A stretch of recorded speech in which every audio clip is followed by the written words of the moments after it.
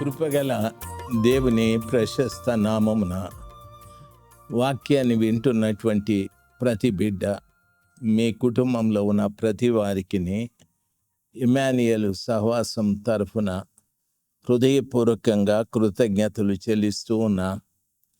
ఈ ఉదయకాలము మీరు మీ కుటుంబంలో ఉన్న ప్రతి వారు సంతోషంగా, ఆరోగ్యంగా, ఆత్మీయంగా మీరు ఎదుగుతూ ప్రభులో స్థిరపడి బలపడాలని మా ప్రార్థన. ప్రతిరోజు మీరు వింటున్నటువంటి వాక్యం ఇన్స్టాగ్రామ్ ద్వారా, ట్విట్టర్ ద్వారా, యూట్యూబ్ ద్వారా, ఫేస్బుక్ ద్వారా, వాట్సాప్ ద్వారా మీరు వింటున్నటువంటి వాక్యాలు ఆఖరిని ప్రార్థనా అవసరతలన్నీ ఉంటాయి. ఆ ప్రార్థన అవసరతల్లో మీ ప్రార్థన అవసరతను రాసి పంపినట్లయితే మానక మేము మీకోసము ప్రార్థిస్తాం. పరిశుద్ధ గ్రంథమైన బైబిల్లో సామెతలు 18వ అధ్యాయం 20వ వచనం, 21వ వచనం. ఒకని నోటి ఫలము చేత వాని కడుపు నిండును, తన పెదవుల ఆదాయము చేత వాడు తృప్తి నొందును. నోటి ఫలము చేత వాని కడుపు నిండును అని అంటాడు. తన పెదవుల ఆదాయము చేత వాడు తృప్తి పొందును అని. పెదవుల ద్వారా ఆదాయం వస్తుంది, నోటి ద్వారా కడుపు నిండుతుంది. మనకందరికీ దేవుడు నోరు ఇచ్చాడు. ఎందుకో తెలుసా? మన కడుపు నింపుకోవటానికి. దేవుని పిల్లలు మనము మంచిగా భోంచేస్తే కడుపు నిండింది అంటాం. ఒక్కొక్కసారి ఎక్కువ సంతోషమై నవ్వితే కడుపు నిండుకు నవ్వాను అని అంటాం. చాలా సంతోషమైనప్పుడు ఈ రీతిగా నోటి ఫలము చేత కడుపు నిండుతుందని వాక్యము సెలవిస్తుంది.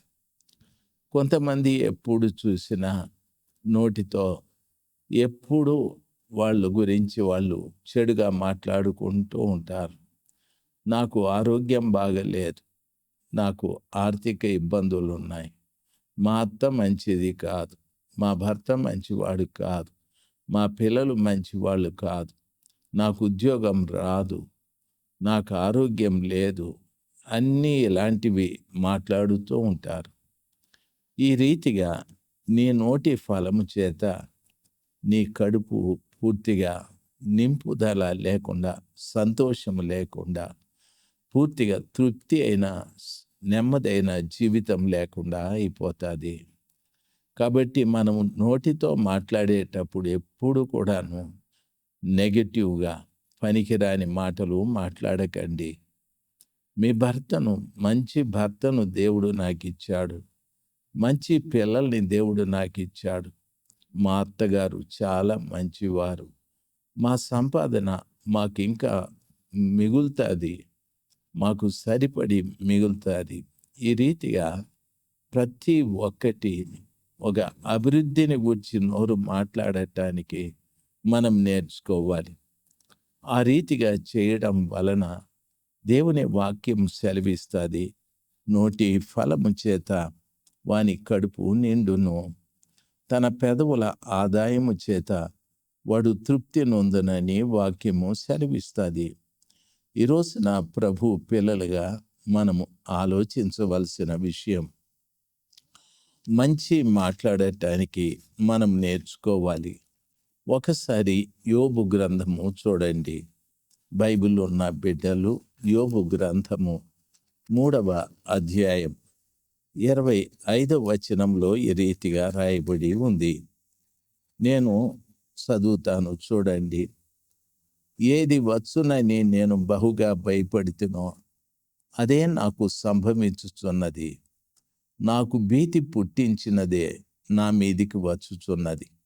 నాకు నెమ్మది లేదు, సుఖము లేదు, విశ్రాంతి లేదు, శ్రమయే నాకు సంభవించుచున్నది అని ఈ యోబు గారు మాట్లాడుతూ ఉన్నారు. అంటే ఏది వచ్చునని నేను బహుగా భయపడితినో అదే నాకు సంభవిస్తూ ఉంది.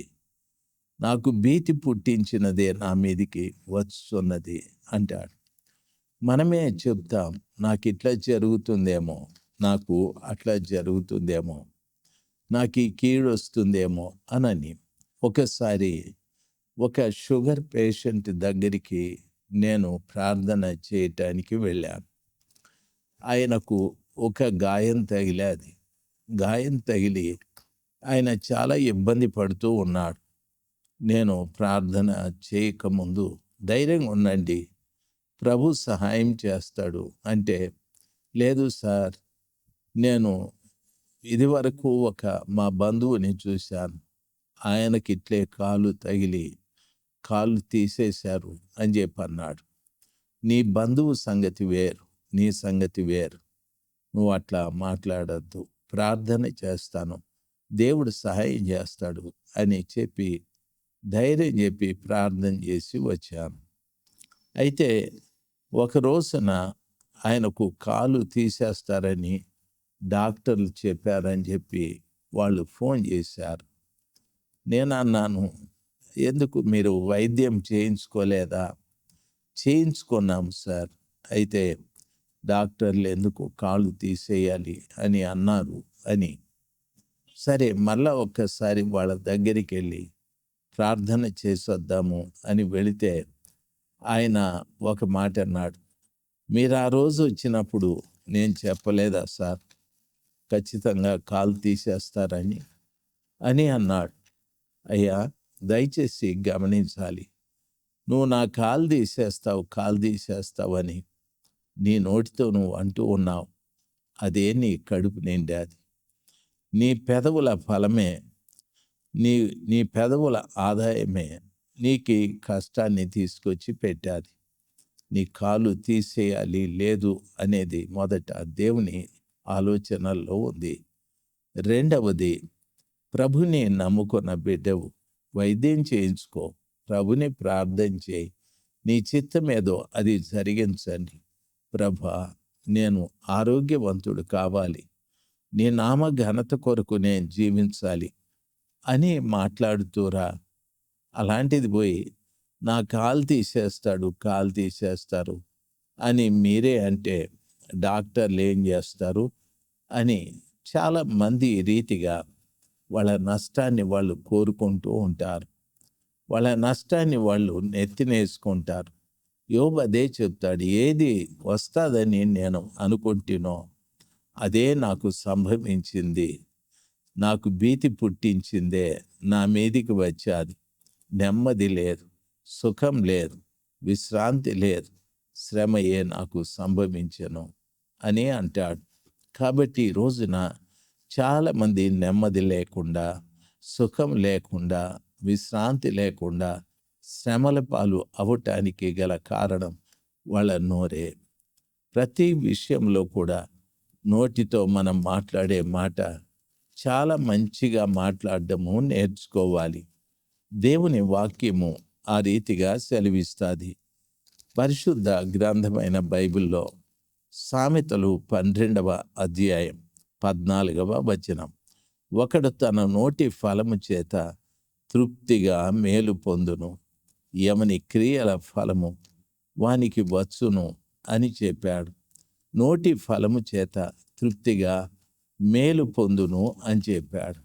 నువ్వు మాట్లాడే మాటల ద్వారా మేలు పొందుకుంటావు, నువ్వు మాట్లాడే మాటల ద్వారా కీడు కూడా పొందుకుంటావు. నువ్వేం మాట్లాడుతున్నావో ఆ విషయాన్ని జాగ్రత్తగా ఆలోచించాలి. ప్రియులారా, నాకెప్పుడు అప్పులు అప్పులు అప్పులు అనకండి. అప్పులు తీరనే తీరవు. నేను ఈ పని చేయలేను అని అనకండి, ఆ పని చేయలేవు. దేవుని సన్నిధానంలో ప్రతిదీ కూడా నేను ఇది సాధించగలను, నేను ఇది చేయగలను, నేను ఇది సంపాదించగలను, నేను ఈ గృహాన్ని కట్టగలను. ఈ రీతిగా ప్రతి ఒక్కటి ప్రార్థన చేసుకో. దేవుని ఎదుట నమ్మకంగా ఉండు. అబద్ధాలు చెప్పద్దు, బూతులు మాట్లాడద్దు. అయితే ధైర్యంగా దేవుని ఎదుట నువ్వు చేయవలసిన కార్యాలు గట్టిగా నమ్మకంగా చెప్పు. నమ్మకంగా చెప్పు, రోజు చెప్పు. దేవుని సన్నిధానంలో నీ నోరు మాట్లాడుతూ ఉండని. ఆ నోటి ఫలము చేతనే మనము మేలు పొందుతాం. దేవుని వాక్యము సెలవిస్తుంది. 12వ అధ్యాయము 14వ వచనాన్ని కూడా చదువుతాను, ఒకసారి వినాలి. 12వ అధ్యాయం 14వ వచనంలో చెప్పిన మాట, నేను ఒకడు తన నోటి ఫలము చేత తృప్తిగా మేలు పొందును అంటాడు. నోటి ఫలము చేత తృప్తి, మేలు రెండు కలుగుతాయని భక్తుడు సెలవిచ్చాడు. కాబట్టి ఎప్పుడైనా కానీ ఏదైనా మాట్లాడేటప్పుడు మంచి మాటలు మాట్లాడటానికి నేర్చుకోనండి.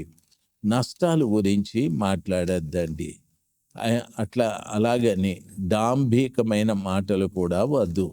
నీకు ఏది అవసరమో ఆ మేలైన విషయాలే ప్రభు సన్నిధానంలో మాట్లాడుటకు నేర్చుకో. ఆ రీతిగా చేయడం వలన దేవుని గొప్ప కార్యాలు మీరు చూడటానికి అవకాశాలు ఉంటాయి. ఒకసారి యెషయా గ్రంథము 57వ అధ్యాయం 19వ వచనము చెప్తాను.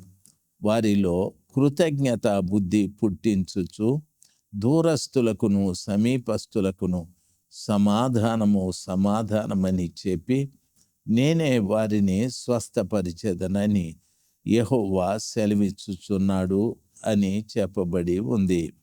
ప్రియులారా, ఈ విషయాన్ని బాగా గమనించవలసిన విషయం. కృతజ్ఞత బుద్ధిని పుట్టించుచు దూరస్తులకు సమీపస్తులకు సమాధానమని నేనే వారిని స్వస్థపరిచెదనని యెహోవా సెలవిచ్చుచున్నాడు అని అంటాడు. ఈ మాట కూడా గమనించాలి. మనలో కృతజ్ఞత బుద్ధి ఉండాలి. మనలో కృతజ్ఞత బుద్ధి అంటే గతంలో దేవుడు మనకు చేసిన మేలు గురించి ఎప్పుడు కృతజ్ఞతలు చెల్లించాలి, కృతజ్ఞత కలిగి ఉండాలి. ఆ రీతిగా చెప్పి మనము సమాధానమని దేవుని సన్నిధానంలో చెబితే దేవుడు వారిని స్వస్థపరిచెదనని చెప్పాడు. ఒకవేళ నీ జీవితంలో వ్యాధి ఉన్నా లేక బాధ ఉన్నా, నేను సమాధానంగా ఉన్నాను, నేను ఆరోగ్యంగా ఉన్నాను, దేవుని కృపను బట్టి దేవుడు నాకు మేలు చేశాడు, దేవుని కృపను బట్టి నా అప్పులు తీరిపోయాయి, దేవుని కృపను బట్టి నేను విడుదల పొందాను, నాకు సమస్యలేమీ లేవు. ఈ రీతిగా సమాధానమని నీ నోరు మాట్లాడితే ఆ నోటి ఫలము చేత నీవు తృప్తి పొంది మేలు నొందుతావు. ఆ నోటి ఫలము చేత తృప్తి పడతావు. ఆ నోటి ఫలము చేత మనం రోజు కూడా సమాధానకరమైన విషయాలు చూడటానికి ప్రభు సహాయం చేస్తాడు. దేవుని బిడ్డలు, మీరు మాట్లాడే మాటలు ఎప్పుడూ కూడా నెగిటివ్గా మాట్లాడకండి. దేవుని సన్నిధానంలో ప్రార్థన చేస్తారు, మేలైన విషయాలే మాట్లాడండి, మంచి విషయాలు మాట్లాడండి, దేవునికి కృతజ్ఞతలు చెల్లిస్తూ మాట్లాడండి. ప్రభు చాలా సంతోషిస్తాడు. ఆ కృతజ్ఞత బుద్ధితో మనము మేలైన మాటలు మాట్లాడుతూ ఉంటే దేవుడు ఖచ్చితంగా మనకు సమాధానాన్ని దయచేస్తాడు, నెమ్మది దయచేస్తాడు. వ్యాధి బాగవచ్చు, నీ పేదరికము తొలగిపోవచ్చు, నీ కుటుంబంలో ఉన్న అసమాధానము తొలగిపోవచ్చు, నీ కుటుంబంలో ఉన్న అరమరికలన్నీ తొలగిపోయి ప్రశాంతమైన జీవితము జీవించడానికి ప్రభు కృప చూపెట్టచ్చు. కాబట్టి ఈ మాటలు వింటున్న ప్రతి బిడ్డ, నీ నోటి ఫలము చేత నీవు తృప్తి పొందుతావు. నీ నోటి ఫలము చేత తృప్తి పొంది మేలును పొందుతామని వాక్యము సెలవిస్తుంది. కాబట్టి మాట్లాడేది ఎప్పుడు కూడా జాగ్రత్తగా మాట్లాడాలి, మేలు పొందుకునేటట్లు మాట్లాడాలి, సమాధానం పొందుకునేటట్టు మాట్లాడాలి, ఆరోగ్యం పొందుకునేటట్లు మాట్లాడాలి. మీరు దేవుని బిడ్డలు, మీ నోటి మాట ద్వారా దేవుడు గొప్ప కార్యాలు జరిగించుటకు సిద్ధంగా ఉన్నాడు. మీ కొరకు ప్రార్థిస్తాను. కృపగల తండ్రి, ప్రేమగల నాయన, నీ అపారమైన కృప కొరకు స్తోత్రాలు. నీ నోటి ఫలము చేత మీరు మేలు పొంది తృప్తి నొందెదరని చెప్పారు కదా. దయచేసి మీ ప్రియ బిడ్డల మాటలు మారుటకు సహాయం చేయండి. విలువైన మాటలు, గొప్ప గొప్ప మాటలు వారు మాట్లాడుటకు కృప దయచేయండి స్వామి. మీ నామము మహిమపరచబడాలి. ఎంతోమంది బిడ్డలు తండ్రి ఈ మాటలు వారి నష్టాన్ని గురించి మాట్లాడి నష్టపోయిన వారు చాలామంది ఉన్నారు. నీ బిడ్డలు ప్రభ విలువైన మాటలు మాట్లాడుటకు బిడ్డలకు సహాయం చేయండి, నేర్పించండి. మీరే మహిమ పొందుకొనమని యేసు ప్రభుల వారి నామములో ప్రార్థన చేసి వేడుకుంటున్నాను తండ్రి. Amen, amen. మీ అందరికీ వందనాలు. దేవుడు మిమ్మల్ని దీవించుగాక. ఆమెన్.